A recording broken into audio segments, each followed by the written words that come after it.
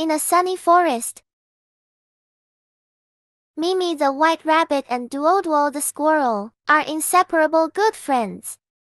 One day they found a beautiful field of wild flowers.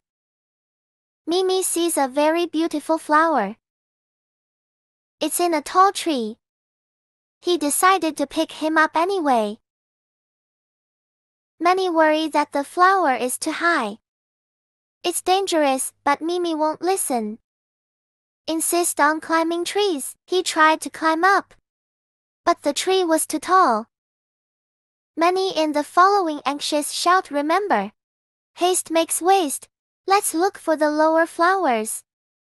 Mimi, stop. Look back at the high tree tops. Look at Dodo again. Come to a decision. Together they found more beautiful flowers in the lower places. Mimi picked a beautiful flower, feeling satisfied. On the way home, Mimi gratefully told Duo, thank you for reminding me. Haste makes waste. Sometimes patience is more important than impulse. Mimi learned from this experience, learn the importance of patience and careful. Also understand that achievements things need step by step.